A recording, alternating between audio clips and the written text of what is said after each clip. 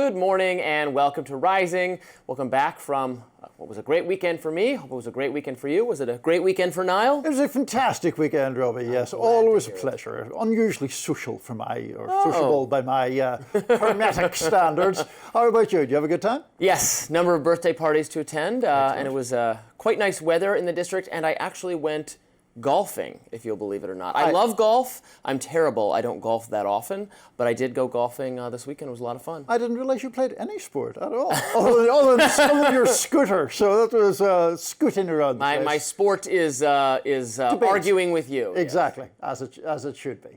So coming up on Rising, we will recap the No Kings protests that gathered millions of people across the country and how President Trump responded.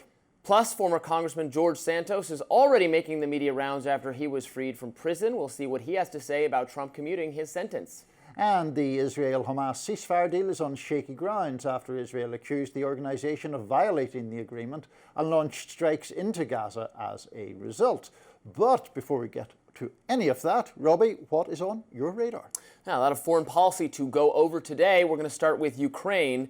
Ukrainian President Volodymyr Zelensky was in Washington, D.C. on Friday, but came away empty-handed as President Donald Trump declined to promise that the U.S. would supply Ukraine with Tomahawk missiles.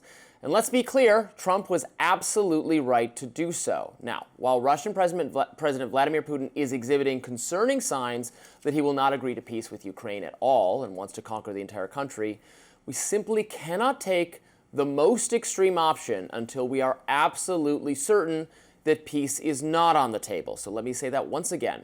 Trump is right about this, and Trump is proving that he is the peace president. He's proving that with the Middle East, which we will turn to later during the show. And he's trying to prove it with Russia-Ukraine as well. His instincts to wage peace rather than war are morally correct and politically popular and represent a refreshing break from the bipartisan foreign policy consensus. As someone with Trump's instincts had been leading the U.S. in the 90s, the aughts, and the 2010s, as America accrued foreign policy blunder after foreign policy blunder, and actually created the conditions for Putin's horrific invasion of Ukraine, well, maybe we wouldn't be in this mess. But we are in this mess, and now the question is, what should we do about it? Trump has engaged in Herculean negotiating efforts to bring Zelensky and Putin to the table. His efforts have worked on Zelensky, who now has a far more realistic outlook about the likely end of the war, a negotiated settlement. The Biden administration, unfortunately, had convinced the Ukrainian government that U.S. support would be unlimited and that we would defend every inch of Ukrainian territory from Russian invasion. This was, of course, completely absurd. It was always the case that the Ukrainians did not have a plan to eject Russia from their land entirely. Neither Zelensky's military advisors nor U.S. military advisors thought this outcome likely at all. All along, the plan should have been to defend Ukraine, yes, but get a peace deal on the table, one that probably wasn't going to be ideal for Ukraine, the weaker party, but would leave the rest of the country intact. Now, Trump has gotten Zelensky there, which is good. But Putin has proven to be extremely stubborn, and despite appearing to favor negotiations and peace talks, well, he keeps delaying the actual end of the war, which does raise the unfortunate possibility that he's really not interested in peace at all. He wants to take the rest of Ukraine. And if that's how it's going to be, then that's how it's going to be. And there's no reason not to sell Ukraine weapons and the means to defend themselves. Russia wants a war, they'll get a war. But I, for one, still think we should make one last effort to avoid that outcome. Because Tomahawk missiles, which would theoretically allow Ukraine to hit targets within Russia, that runs the risk of drawing the U.S.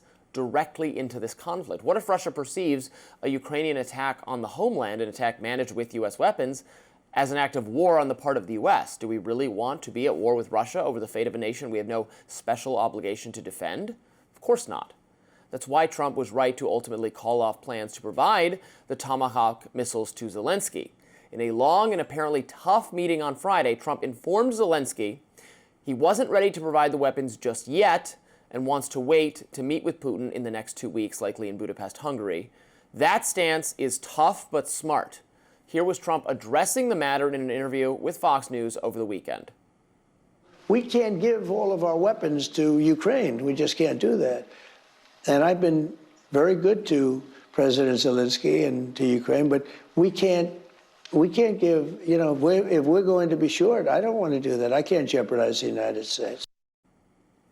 You're correct, Mr. President. If we are going to arm Ukraine with Tomahawk missiles, we have to be absolutely certain that peace is not something Russia is interested in.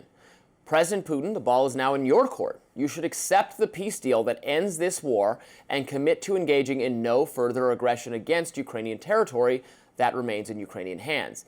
And if he's unwilling to do that, then you will see a very different side of the U.S. and of Trump. We want peace, but if we can't have peace because of your obstinacy, then okay, you're going to get escalation and you're going to get war. Before it comes to that, take the deal. Well, I agree with some of that, and some elements we have differences on. You know, look, I think the fundamental difference we have is that I believe more strongly than you do that the US does have vital interests at stake here, in the sense of deterring Russia from further aggression toward its neighbors or expanding its power. In relation to the Tomahawk missiles, I would argue that he should actually have provided the Tomahawks, because the dynamic that you, I think, correctly outlined, where Putin is reluctant to make peace, is partly because Putin sees time as being on his side. And the longer it goes on, the more he can roll through, the more American support for Ukraine will weaken, the more even perhaps European support for Ukraine will weaken. So therefore, you have to change a dynamic, to my mind, where Putin simply plays for time or believes time's on his side. And the Tomahawks would be one way of doing that. I do take the point that there is a danger of escalation. I think that's obviously the downside to it. But you have to do something to stop a pattern of defeatism, really, where the US is just like, well, we can't really afford to do this forever, so would you like to make peace, Mr. Putin? And Mr. Putin realizes that he doesn't have to make peace. He can just keep going so long as the US desire to help Ukraine gets more and more depleted. I am just so concerned about taking that step with the missiles that I want to give it one more shot. You have part of Ukraine. It's not really on the table for that to be returned. We got Zelensky to begrudgingly concede that there's going to be a territorial concession. This is the best deal I think Ukraine can possibly get, and and Putin should take it. And if he doesn't take it in this next meeting, if we really don't have any significant drawdown in the fighting, then yes, we should give them the missiles. I agree. I just don't want to do it, not that we're doing it in a hasty way, but the danger of escalation is very real. These weapons could allow that Ukraine is enthusiastic about the prospect of hitting Russian targets inside Russia to change the calculus. And I hear you about delaying, but another 2 weeks is not going to fundamentally alter the trajectory of the war. So let's have one more meeting where Trump is polite, but tough and firm with Putin, that if they really give us no choice, then we're going to supply the Ukrainian defense. Mm-hmm. If it's really they want to take the whole country, then they're going to have to fight for it, and it's going to be horrific and bloody, and thousands more Ukrainians will die, and Russians. So one hopes that cooler heads will just prevail and Putin will decide not to go that route, because we are going to make it more costly for him. Well, I hope we are if it comes to that. I think that level of firmness or strength that you're hoping to see from Trump isn't something that I think he has shown in face-to-face discussions or talks with Putin, including in Alaska, where I think Putin clearly emerged as the sort of strategic or moral victor of that, because he got what he wanted, the pomp and ceremony, without making any concrete concessions. Well, he's going to get missiles soon if there isn't more movement on the peace front. Next up, the No Kings protests were in full force this weekend, and President Trump did a little bit of trolling of his own. We'll be right back with more of that.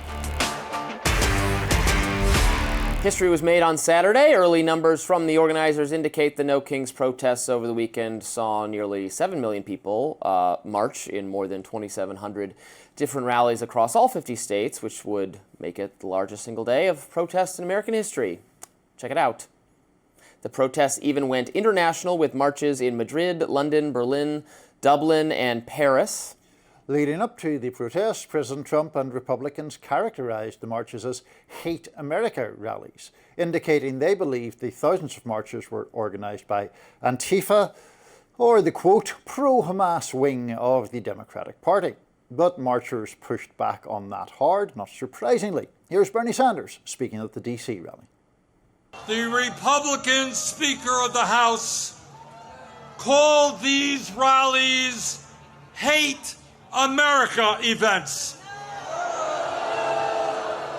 Boy, does he have it wrong. Millions of Americans are coming out today not because they hate America. We're here because we love America. Prior to the protest, Republicans also warned of potential violence, but protesters remained peaceful for the most part. Two of the largest events in DC and New York recorded 0 protest-related arrests, and despite Texas Governor Greg Abbott calling up National Guard troops purportedly to be ready to quell the protests in Austin, Austin police also reported no arrests.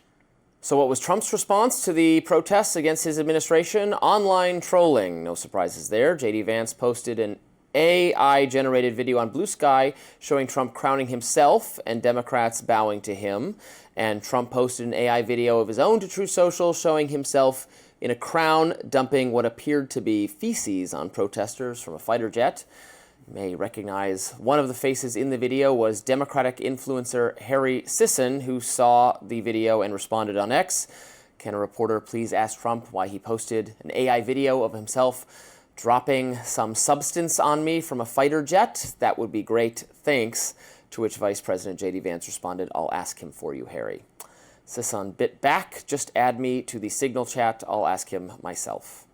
Despite those videos and that back and forth, Trump insisted that he does not view himself as a king. I think it's a joke. I looked at the people. They're not representative of this country. And I looked at all the brand new signs paid for, I guess it was paid for by Soros and other radical left lunatics. It looks like it was. We're checking it out. The demonstrations were very small, very ineffective, and the people were whacked out. When you look at those people, those are not representative of the people of our country. No. By the way, I'm not a king. I'm not a king. I work my off to make our country great. That's all it is. I'm not a king at all.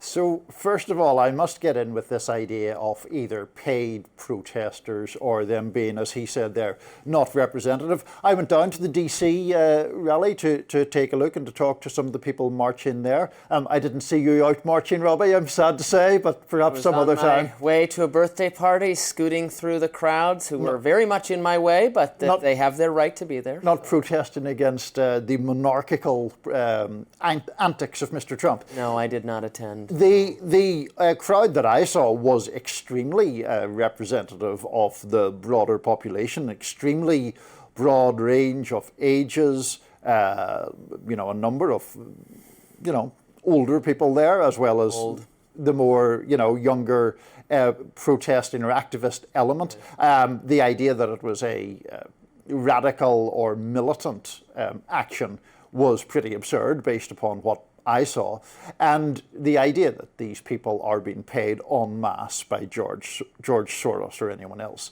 is an entirely absurd idea. Well, as I said when we discussed this last week, it's a familiar story because I remember it when it was applied to my Tea Party protesters. It's all AstroTurf. They've all been arranged by the Koch brothers, and it's a little bit of the same thing.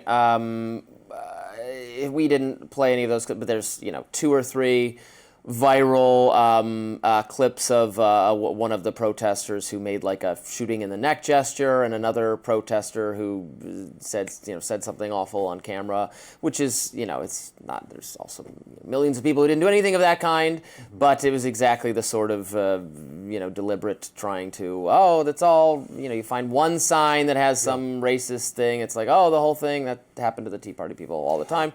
Similarly, I'm sure they're there protesting. They're not paid. They feel strongly against Trump. Trump won the election in the popular vote. He doesn't have all the country with him. There are a lot of Democrats, a lot of people who don't like him. It's not. I don't think it's inauthentic, the opposition to him. They have every right to engage in that, and I'm glad that there was practically no violence or property destruction. This was not really the most left wing of protests, honestly. No. There was not any window smashing. There was not, masked Antifa type people. It's it's just liberal boomers and others hanging out. Doesn't bother me. If I were Trump, I would just pay it no mind.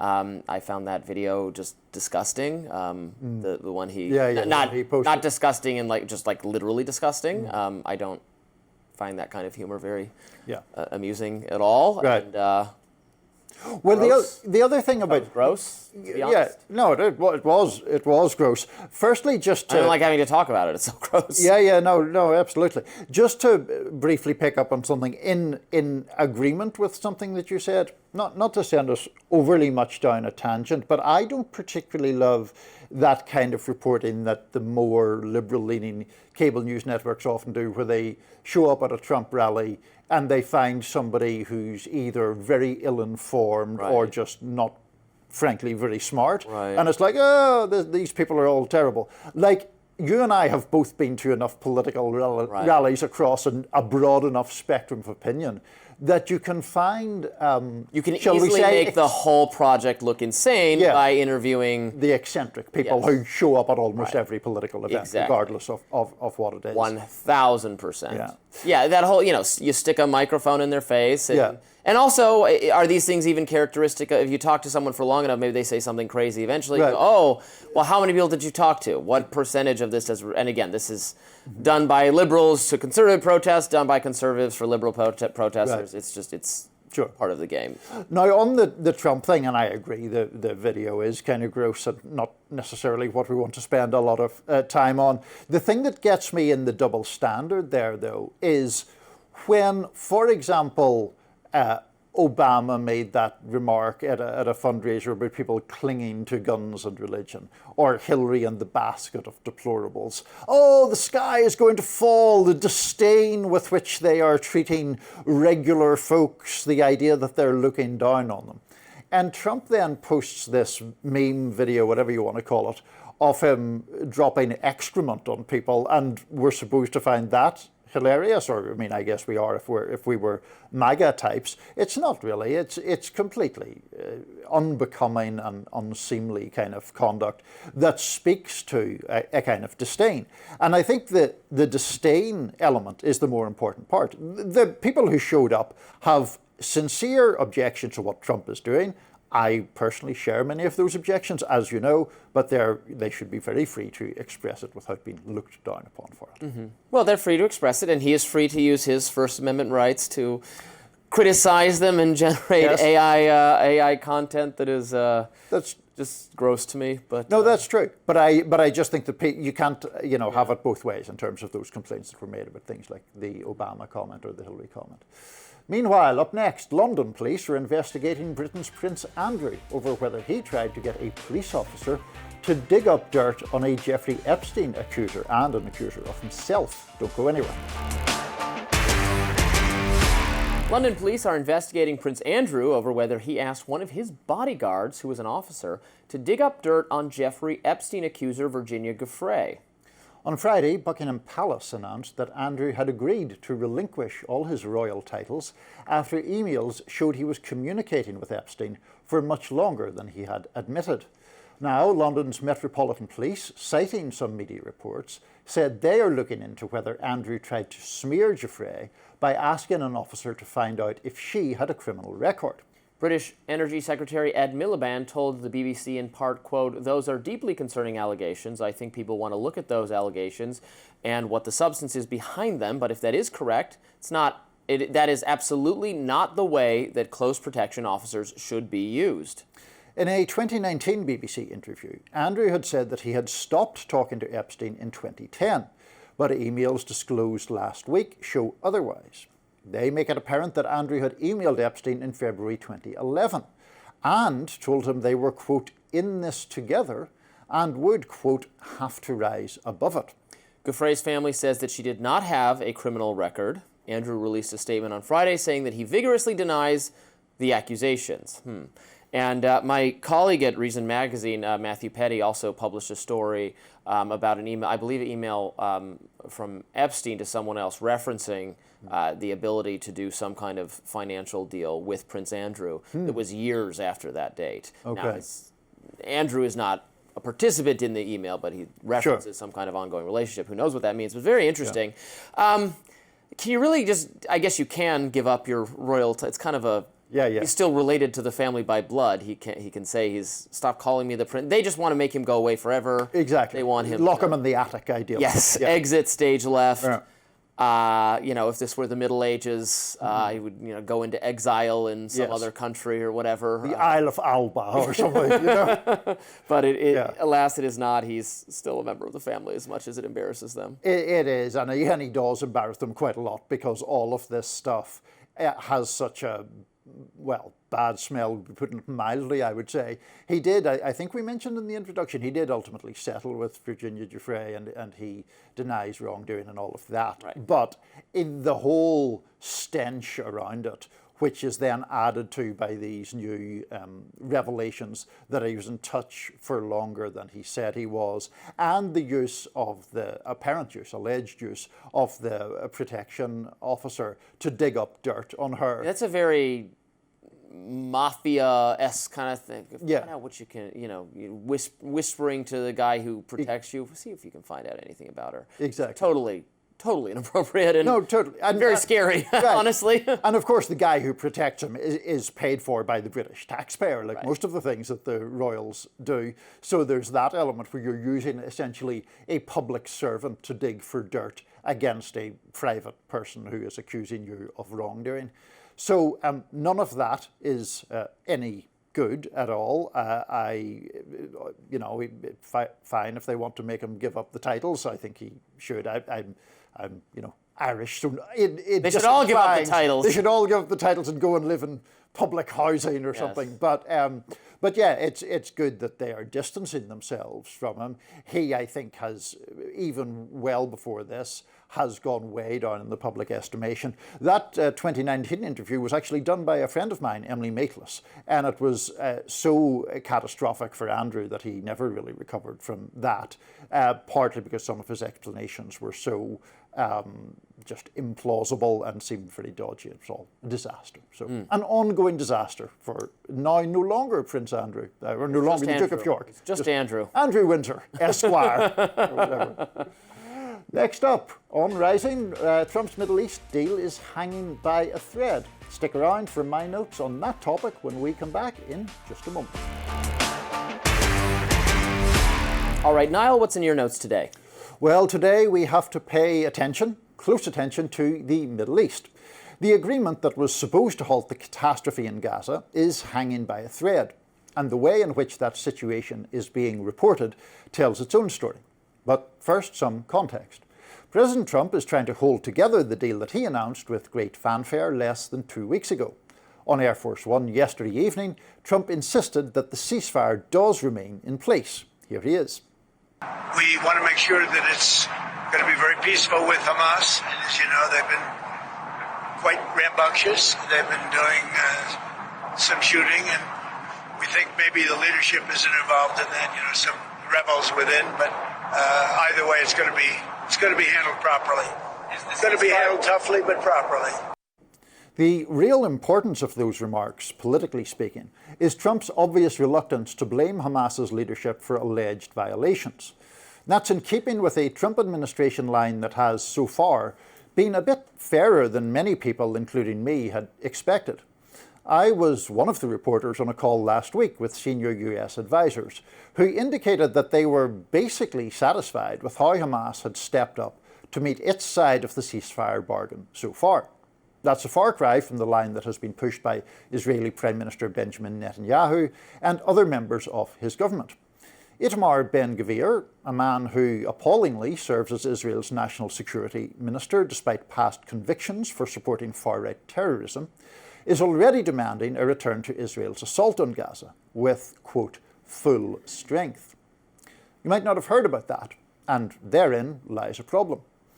For as long as I can remember, the American mainstream media's tendency has been to foreground Israeli perspectives and to sideline or minimize Palestinian ones.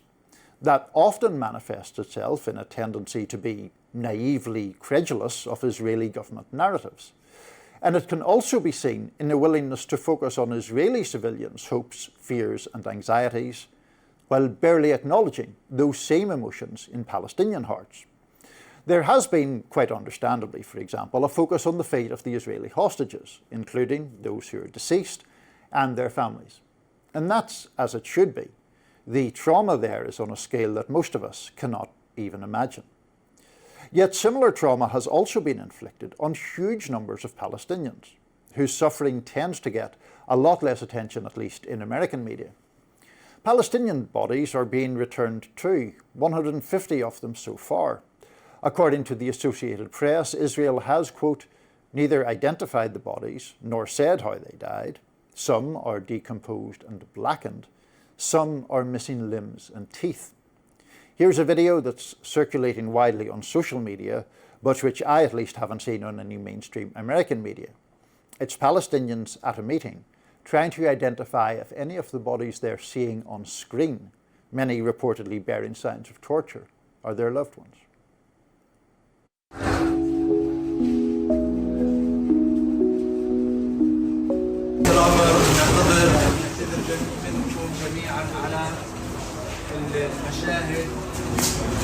المشاهد طبعا هتشوفوا مشاهد.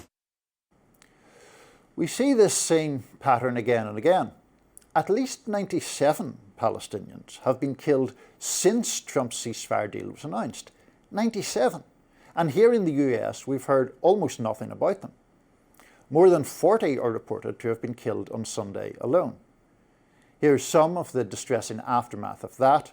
Again, not from a mainstream American organization, but from Middle East Eye. مش وقت اطلاق نار الحين؟ ايه؟ مش وقت اطلاق نار الحين؟ بس مش عارفين وين الهدنة. بيكذبوا هم بيكذبوا، والله بيكذبوا علينا، كله كذب في كذب في شهدنا، كل هالقصف والهذا في شهدنا، كذابين كذابين، قتلونا. وين انتم كنتوا؟ وين كنتوا؟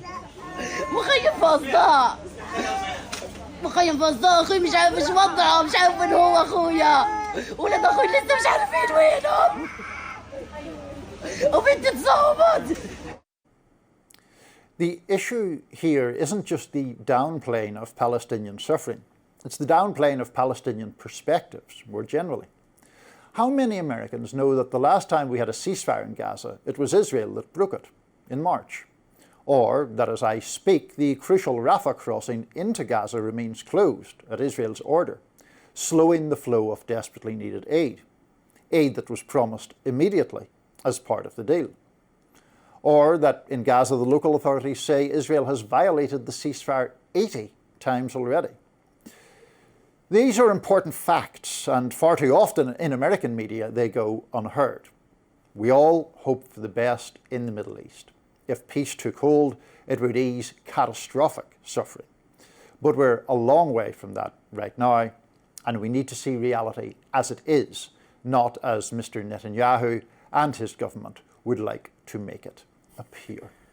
Yes, it was reported over the weekend that so there was this explosion that was initially attributed to Hamas, but the U.S. knew from the get-go, despite Israel's claims, that this was an unexploded ordnance, basically that a construction company had disturbed, not a attack by Hamas, and so when the Israeli government tried to say, oh, they're violating the ceasefire, actually our people, Trump's people, said, no, that's not what it is. Stop.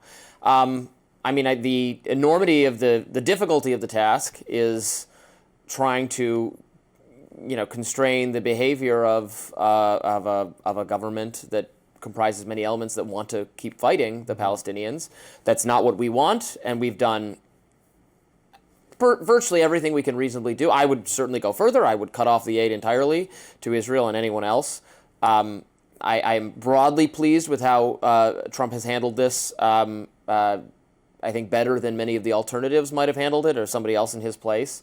But yes, it's very difficult because of the elements in the Israeli government. Sure. And social media in some way has gotten around the need for the mainstream media to cut, these images make their way into people's social media feeds on X without the media even needing to cover them. And I think that has obviously caused shock and outrage among ordinary people who are Democrats and Republicans who have put pressure on the leaders of their parties to stop the violence, because they see it directly and they don't need CNN or the New York Times to show them the images. They can see them directly. Yeah, no, I think that is an important point, and it is one of the things that has been prevalent in this particular conflict or assault or whatever you want to call it, more so than other armed conflicts. I mean, partly because social media just proliferates all the more as time passes, and TikTok was not a thing the last time I can remember there being a major conflict of this kind of nature. So all of that, I think, does serve to bypass, to some extent, the mainstream media. I do still think that it is important to note that, in general, the mainstream media, even when it is reporting on the politics of this, I think tends to default to, if not an exact Israeli position, certainly a position that is more sympathetic to the fundamentals, what Israel wants to see as the fundamentals of the conflict, rather than what the Palestinians would see as the fundamentals of the conflict. Of course, I think the more pro-Israel side thinks the media coverage is excessively negative toward Israel, which goes to show you just can't make anyone happy. I've thought I've gone in all different ways on this over the past 2 years, and it's made me obviously just sad and frustrated about what's happening, and just wanting the U.S. to be less involved, because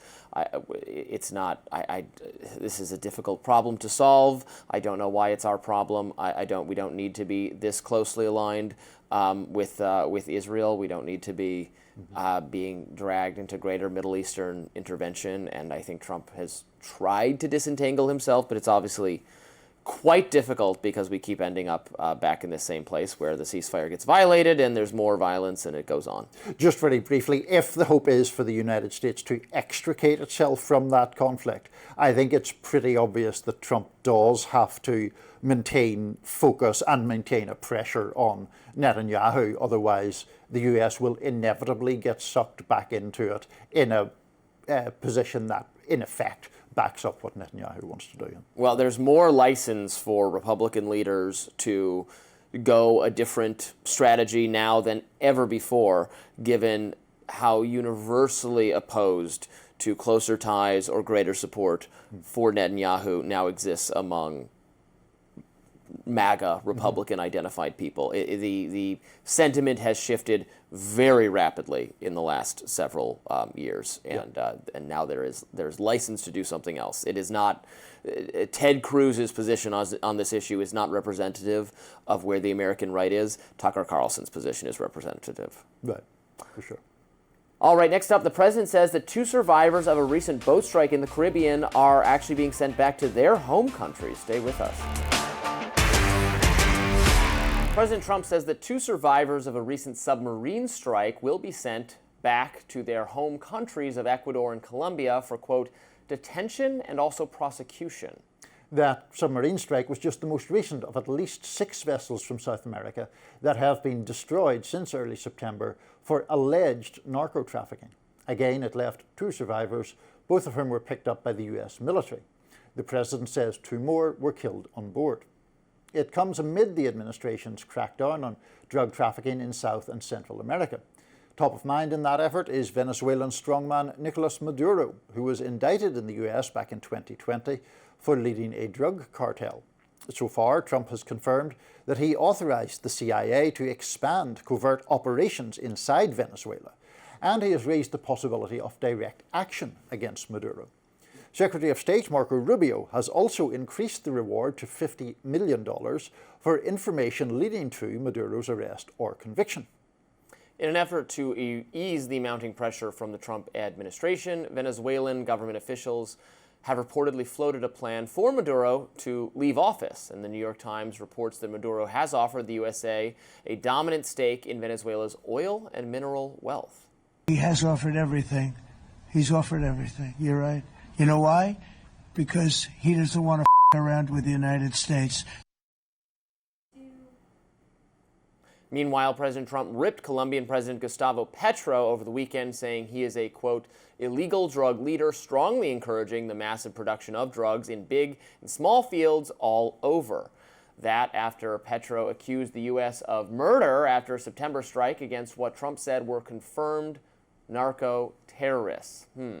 Quite a lot here. Sorry, go ahead. Yes, so it was a submarine. That was interesting. I'm not expert enough in what the usual means of delivery for drug ships is, but I certainly wasn't imagining them to be submarines.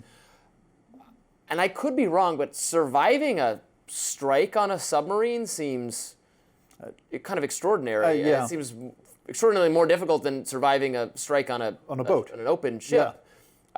They sink pretty fast. Yeah.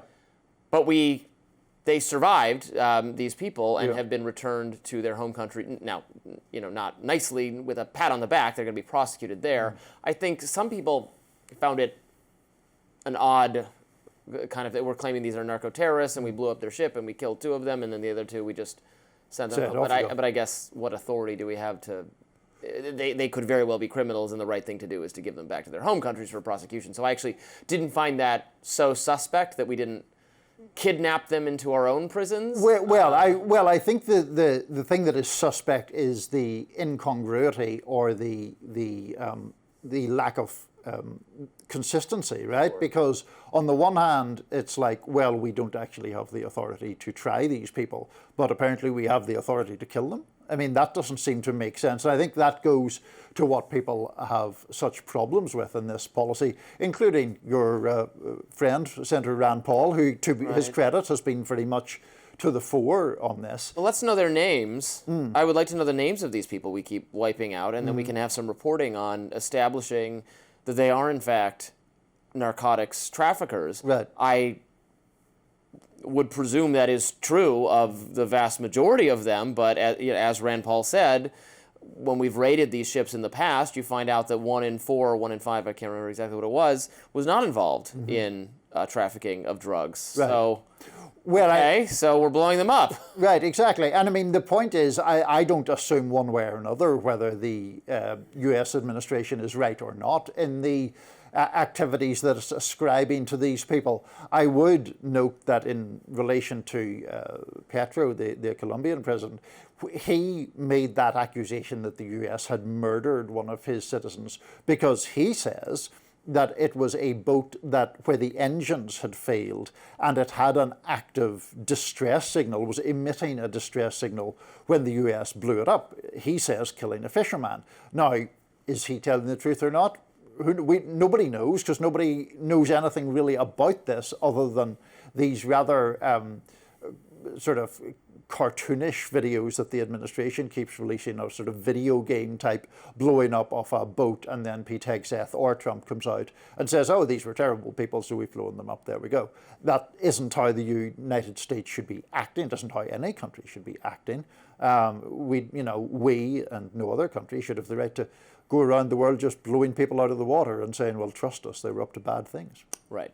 I mean, we can blow them up if we get proper authorization to do so. If we take a vote, Congress votes to declare war on drugs, or authorizes in some way, in the same way the war on terror had a justification initially and then was going on forward in time for every terrorist group ever. It made no sense.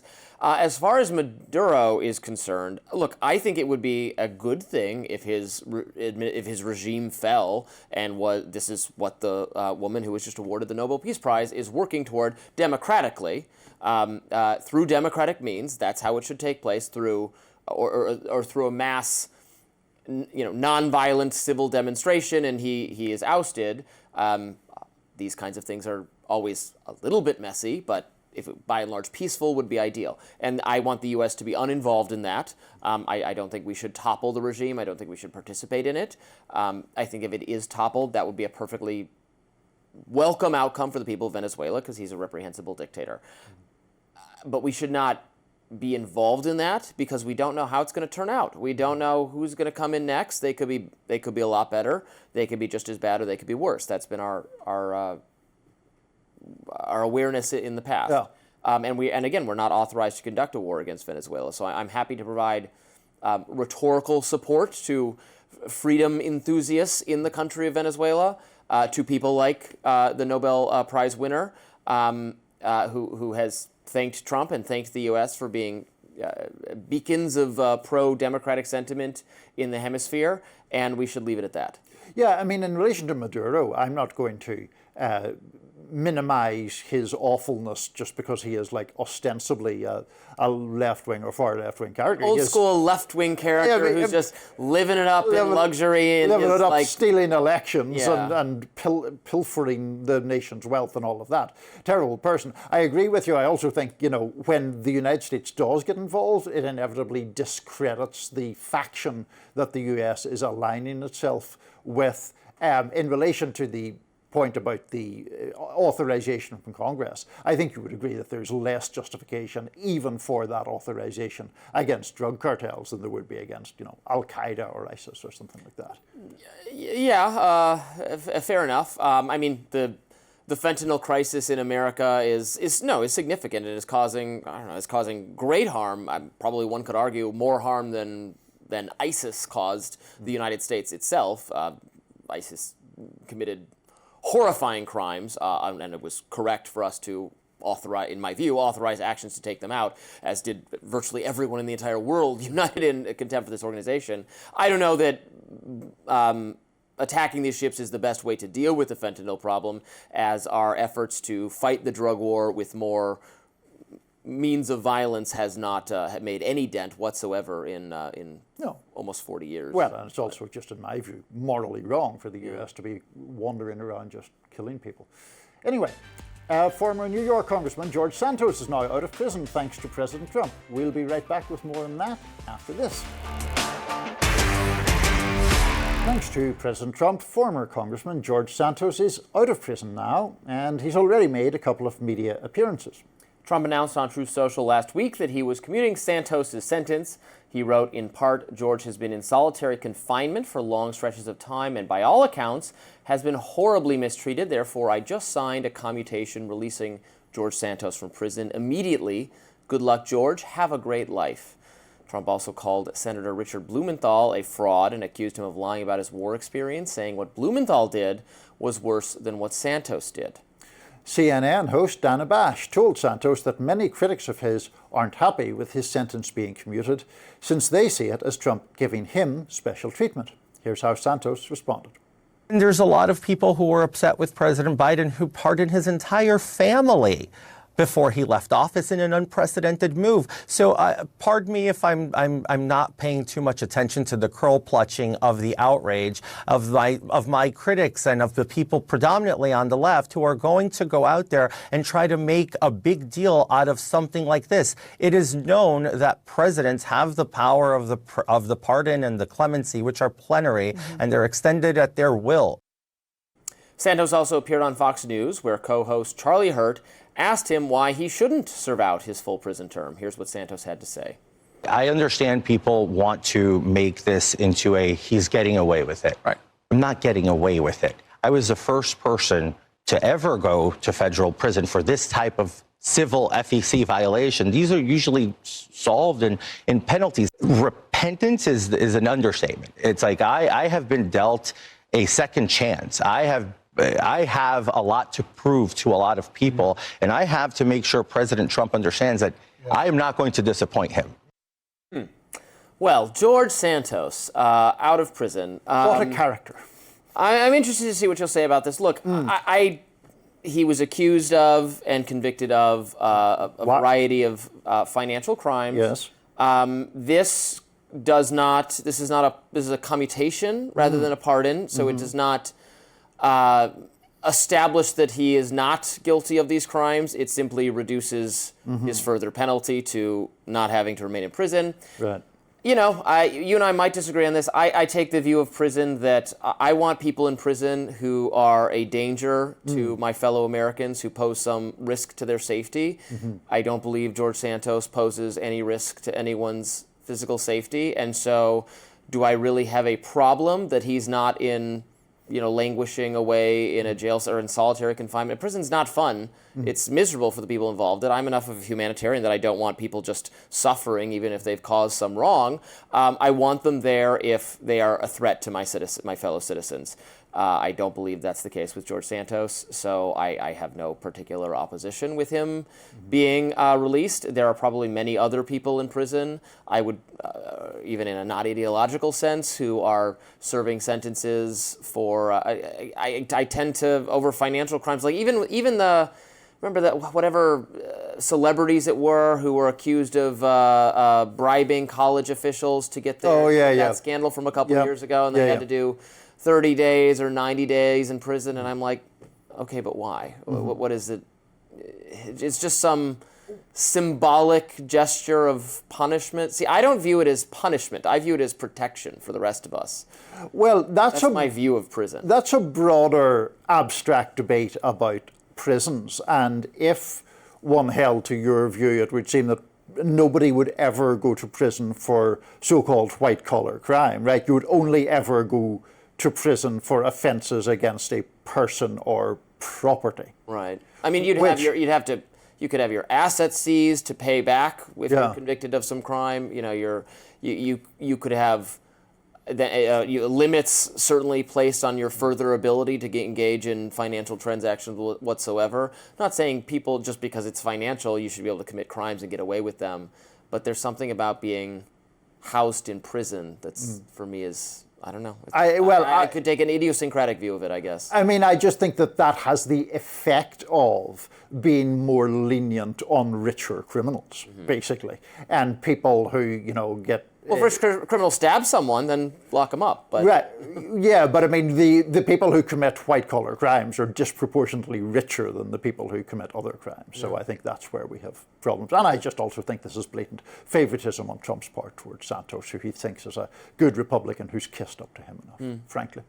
Well, we'll see what kind of lifestyle George Santos lives from now on. I hope it is one absent of crime. That does it for us on Rising Live. Look out for more exclusive YouTube content coming your way later today, and be sure to like, share, and subscribe to all the Hills YouTube channel content so you never miss any of it. And we'll see you back here tomorrow. Niall and I. See you then.